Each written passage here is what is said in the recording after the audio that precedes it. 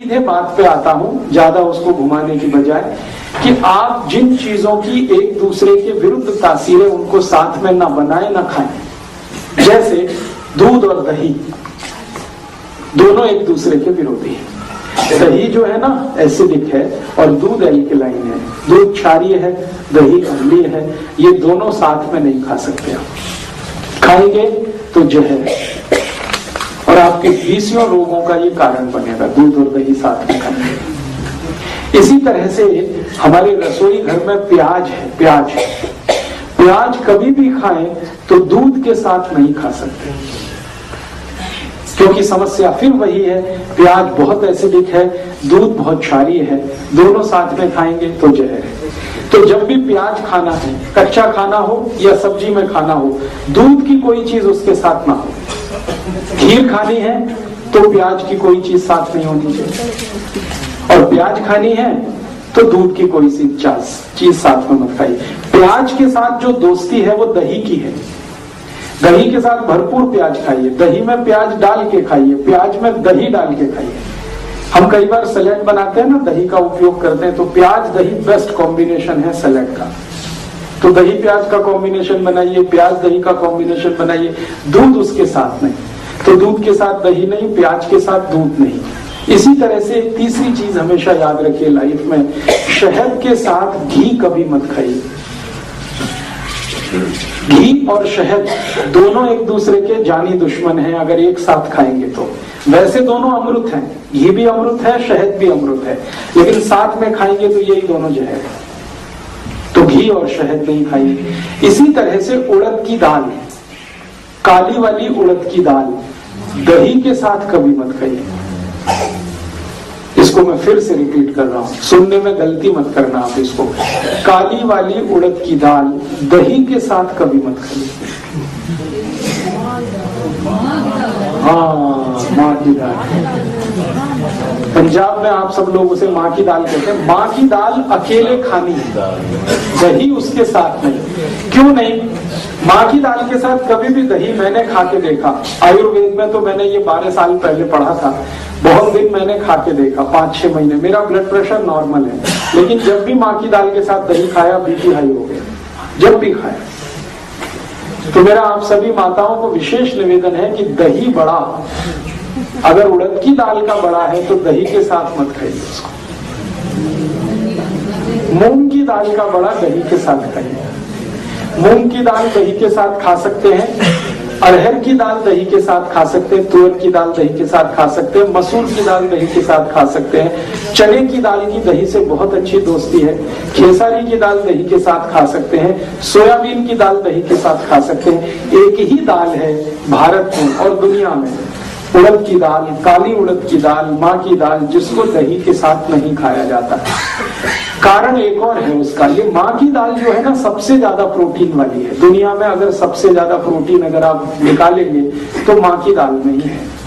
और high protein diet का नियम ये है कि उनको किसी भी एसिडिक चीज के साथ नहीं खाया जाए, क्योंकि हाई प्रोटीन को डाइजेस्ट होने में सबसे ज्यादा समय लगता है, और कोई भी एसिडिक चीज है वो हाई प्रोटीन को डाइजेस्ट होने में रुकावट पैदा करती है। तो माँ की दाल के साथ दही नहीं खाना, बाकी किसी भी दाल के साथ दही खाइए। फिर आप पूछेंगे कि कोई इमरजेंसी हो जाए, दही भी खाना है, माँ की दाल भी खानी है, तो दोनों के बीच में 1 घंटे का डिफरेंस कर दीजिए। माँ की दाल खा के 1 घंटे बाद दही खा सकते हैं, या दही खाने के 1 घंटे के बाद माँ की दाल खा सकते हैं। इसके आगे का एक नियम है जो बहुत जरूरी है आप सबको फॉलो करना, वो ये कि कभी भी दही को नमक के साथ मत खाइए। माँ की दाल के साथ लस्सी 1 घंटे बाद। दही को कभी भी नमक के साथ मत खाइए, दही को हमेशा मीठी चीजों के साथ खाइए। दही को शक्कर के साथ खाइए, दही को गुड़ के साथ खाइए, दही को बूरे के साथ खाइए, दही को खांड के साथ खाइए, दही कभी भी नमक के साथ। क्यों? मैं आपको एक छोटा एक्सपेरिमेंट करने के लिए बोलता हूं। आप बाजार में जाइए, कोई भी साइंटिफिक इंस्ट्रूमेंट की दुकान से एक लेंस खरीद लाइए, छोटी चीजों को बड़ा दिखाने वाला जो लेंस होता है, मिल जाता है, 10-12 रुपए का आएगा। एक दिन लाके अपने दही पे लगा के देखिए, तो इतने बैक्टीरिया दिखाई देंगे आपको जो करोड़ों की संख्या में।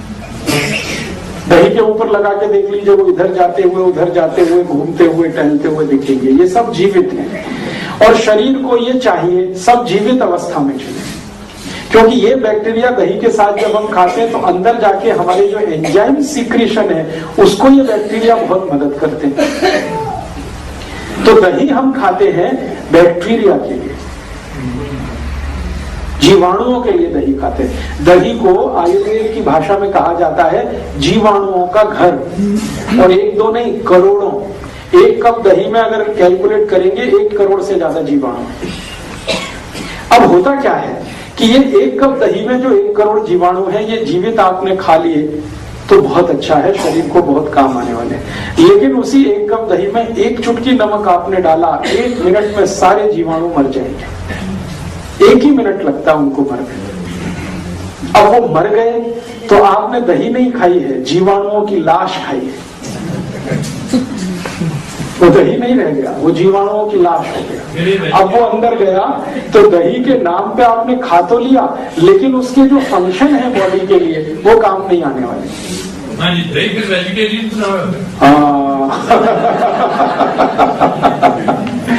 बहुत अच्छा सवाल है कि ये वेजिटेरियन है या नॉन वेजिटेरियन है। थोड़ी देर में मैं बात करूंगा जीवाणुओं पे, तब इसमें से क्लैरिफाई हो जाएगा। अभी जो बात चल रही है वो ये कि 1 चुटकी नमक डालते ही 100 किलो दही के सारे जीवाणु मर जाते हैं। 1 चुटकी तो कोई भी चीज नहीं है। हाँ, ये बात सही है, दुनिया में कुछ भी वेजिटेरियन नहीं है। हम थोड़ी देर में इस पे एक्सप्लेनेशन करेंगे। दही में 1 चुटकी नमक डालते ही सब मर जाते, क्योंकि नमक के जो केमिकल्स हैं वो जीवाणुओं के दुश्मन है सारे के सारे। नमक के सारे केमिकल्स जीवाणुओं के दुश्मन है। इसलिए आयुर्वेद में कहा गया है कि दही में कोई ऐसी चीज खिलाइए जो जीवाणुओं की संख्या को बढ़ाए, मारे नहीं, खत्म न करे। इसलिए कहा गया है दही को गुड़ के साथ खाइए। गुड़ डालते ही जीवाणुओं की संख्या मल्टीप्लाई हो जाती है। मल्टीप्लाई 1 करोड़ से 2 करोड़ पहुंच जाते हैं। थोड़ी देर गुड़ मिला के रख दीजिए, इतनी तेज उनकी ग्रोथ है। दही में बूरा डाल दीजिए, बूरा समझते हैं? तो दही में बूरा डाल दीजिए, मल्टीप्लिकेशन इतना फास्ट होता है कि कोई इमेजिनेशन नहीं कर सकता। एक दिन आप ये कर लीजिए मेरे कहने पर, 15 रुपए का लेंस आएगा, लाइए, खर्चा करिए, सवेरे से शाम तक ये एक्सपेरिमेंट करिए, तो आपको समझ में आ जाएगा कि जीवाणु कितनी तेज मल्टीप्लाई करते हैं। मीठी चीज डालिए, चीनी भी डालें तो भी मल्टीप्लिकेशन होता है, गुड़ डालें तो और ज्यादा होता है, बूरा डालने पर सबसे ज्यादा होता है। और एक मिश्री आती है, मिश्री, वो पीस के दही में डाल दीजिए, तब तो अद्भुत होता है, सोने में सुहागा। भगवान कृष्ण दही को मिश्री के साथ ही खाते थे। तो आप जो है दही को खाने का नियम तरीका थोड़ा बदलिए।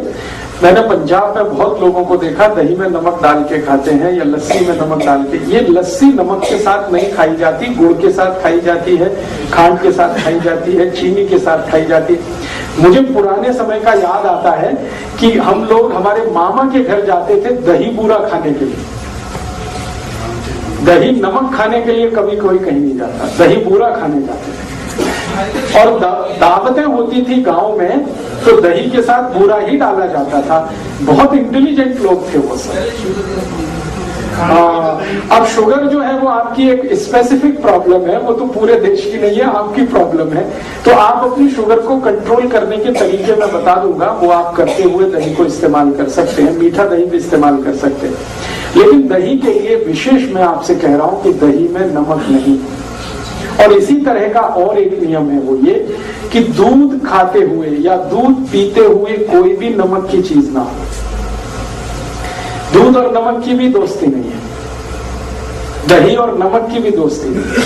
अगर कोई चीज दूध की खा रहे हैं तो नमक की चीज ना हो, नमक की चीज खा रहे हैं तो दूध की चीज ना हो। अब आप कहेंगे इट इज हाईली इम्पॉसिबल। ऐसे इम्पॉसिबल है कि खीर खानी है और सब्जी ना हो, ये तो बड़ा मुश्किल। तो मेरा तो आपको रिक्वेस्ट है कि खीर खानी है तो रोटी खीर खाइए या पूड़ी खीर खाइए। खीर को पूड़ी के साथ खाइए, खीर को रोटी के साथ खाइए, सब्जी ड्रॉप कर दीजिए उसके, बहुत अच्छा होगा। नहीं कर सकते हैं तो आयुर्वेद ने उसका एक रास्ता निकाला। वो रास्ता ये दिया उन्होंने कि अगर आप दूध को नमक के साथ खाना चाहते हैं या दूध की चीज के साथ नमक की चीज भी खाना चाहते हैं तो नमक बदल दीजिए अपने घर का। नमक लाइए सेंधा, जिसको हम पाकिस्तानी नमक कहते हैं, लाहौरी नमक कहते हैं, वो नमक खाइए। अब आप बोलेंगे इसमें क्या फर्क है? बहुत बड़ा फर्क है। एक तो नमक बनता है समुद्र के पानी से, जिसको आदमी बनाता है, जो आजकल आपके घर में आता है। ये बाजार से जो आप नमक लाते हैं ना आयोडीन युक्त, ये सब समुद्र के पानी का नमक है। और एक नमक है जो भगवान बनाता है, ईश्वर बनाता है, वो वही नमक है जिसको लाहौरी नमक कहते हैं, सेंधा नमक कहते हैं, कुछ लोग उसको उपवास का नमक भी कहते हैं, फरारी नमक कहते हैं, वो उपवास में इस्तेमाल करने वाला नमक है।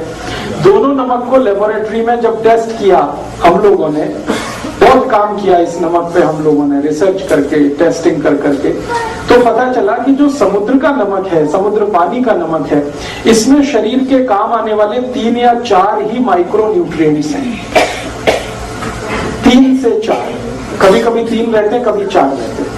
और ये जो समुद्र के नमक को छोड़कर हम सेंधा नमक खाना शुरू करें, पाकिस्तान वाला, लाहौर वाला या उपवास वाला, उसमें 94 तक माइक्रो न्यूट्रिएंट्स, 94। अब आप देख लीजिए फायदे का सौदा क्या है। ये नमक है जिसमें 3 से 4 माइक्रो न्यूट्रिएंट्स हैं, वो नमक है जिसमें 90 से 94 माइक्रो न्यूट्रिएंट्स हैं। तो आप सीधे कहेंगे हमको तो वही चाहिए, वही नमक सबसे अच्छा है। और मैंने इसमें थोड़ा काम किया तो पता ये चला कि जब हम समुद्री पानी का नमक खाते हैं तो शरीर के सारे कॉम्प्लिकेशंस बढ़ते हैं।